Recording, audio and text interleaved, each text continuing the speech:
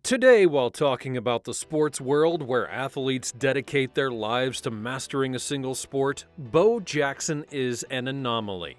He was a man of two worlds, a dual sport athlete who conquered baseball and football with unparalleled brilliance. He was the only athlete named an All-Star in Major League Baseball and the National Football League. But how did he star in multiple sports?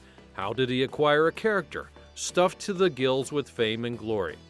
In this video, we'll get into the story of Bo Jackson, who defied expectations and redefined what it meant to be an athlete. So stay tuned until the end, and don't forget to subscribe. Bo Jackson was the eighth child out of a wild bunch of 10 and burst into the world in November of 1962 in Alabama. His mother, a Vince Edwards fan, had decided to sprinkle a little bit of showbiz magic, naming him after her favorite actor. But let me tell you, young Bo was not your average kid next door. His family lovingly called him a wild boar hog because trouble seemed to follow him like a shadow.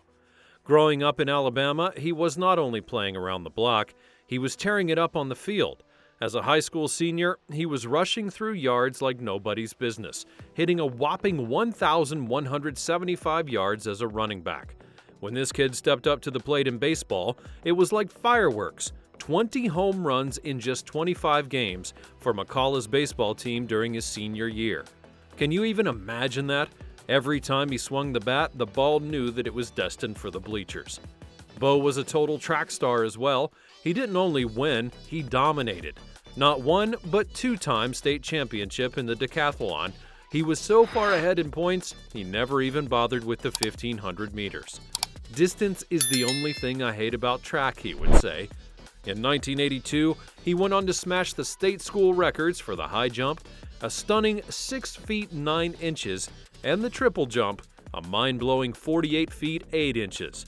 Now let's have a look at his college career.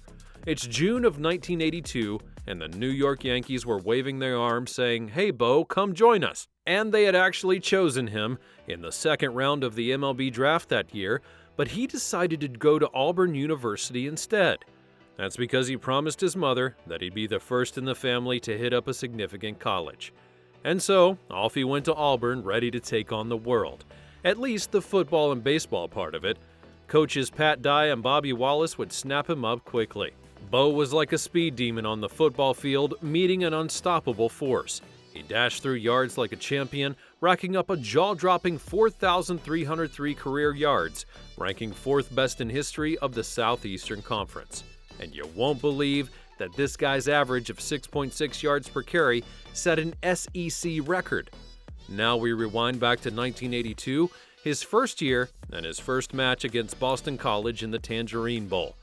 Jackson had made an insane one-handed grab on an option pitch, and Auburn snagged a sweet victory with him rushing for 64 yards and 2 touchdowns.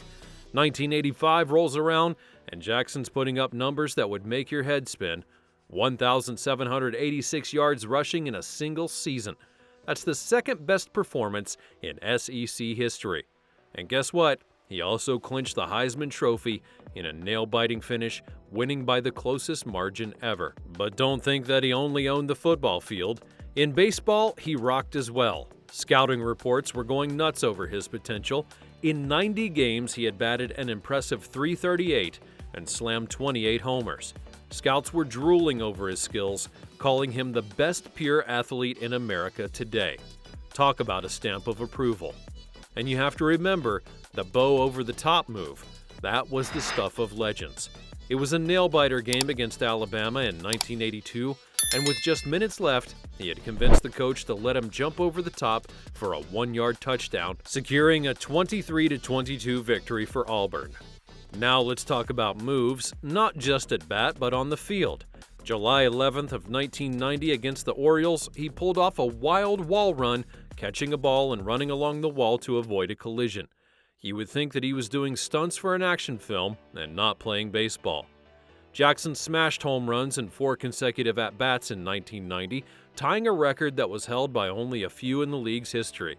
He did this just after coming back from an injury. The Royals would eventually release him in '91, not willing to pay his salary for rehabilitation, and he wrapped up his baseball journey in 1994 with the California Angels, calling it quits at the age of 32 after the 94-95 baseball strike. He had made a decision to put his family at the forefront, choosing them because it looked better to him than any $10 million contract. That's Bo Jackson for you, always the family man and never only about the game. Now let's talk about his NFL journey. The Buccaneers rolled in, offering him a sweet $7.6 million deal, which may sound like a slam dunk, but Jackson swerved that offer off like a champ and signed up with the Kansas City Royals for a $1.7 million contract over 3 years to play baseball instead. The Buccaneers would end up forfeiting their rights to him, and it's like the ultimate "no, I'm good" moment in sports history.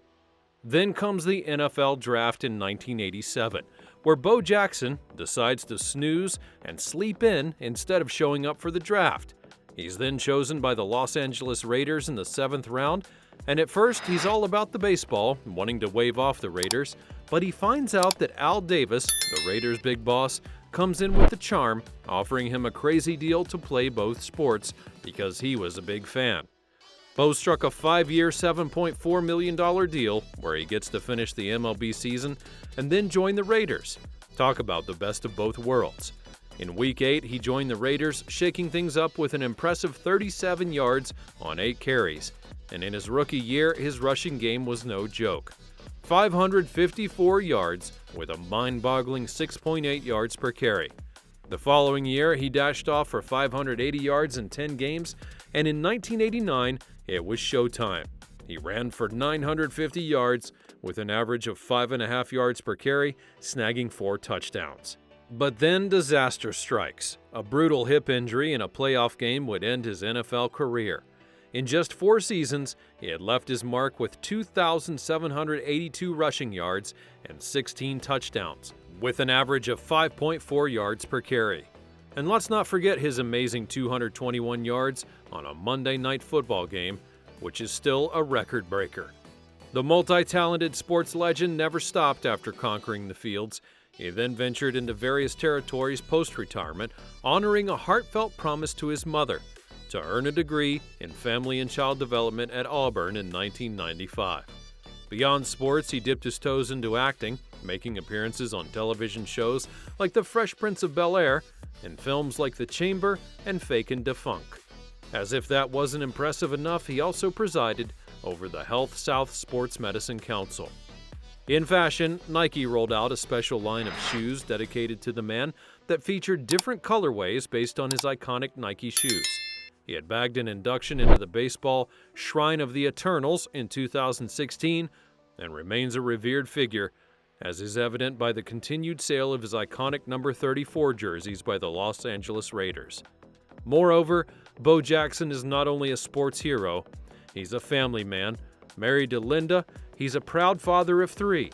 The Jacksons reside in Illinois, where Bo also got into banking and business.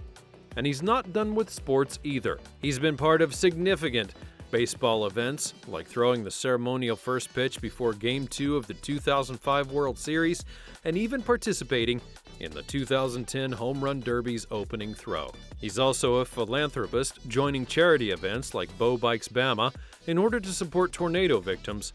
But beyond the glitz and glamour, he's voiced his concerns about the dangers of football, especially in regards to head injuries. He's firm that he would never let his children play the game, knowing what he knows now. Bo Jackson would launch Bo Bikes Bama to aid Alabama after a devastating tornado in 2011, raising $1.1 million for relief. He pedaled through affected towns for 5 days, accompanied by stars like Scottie Pippen, Ken Griffey Jr., and Lance Armstrong, along with Brett Favre. And in 2022, he donated $170,000 to funeral expenses after a tragedy in Uvalde, Texas, where 19 children and 2 adults were killed. Overall, his outstanding career as a football and baseball player is an example of his extraordinary talent and long-lasting legacy as a multi-sport athlete. His charity work has inspired and improved many people's lives long after his athletic career ended.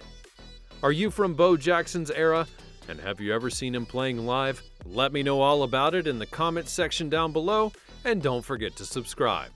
Until next time, thanks for watching.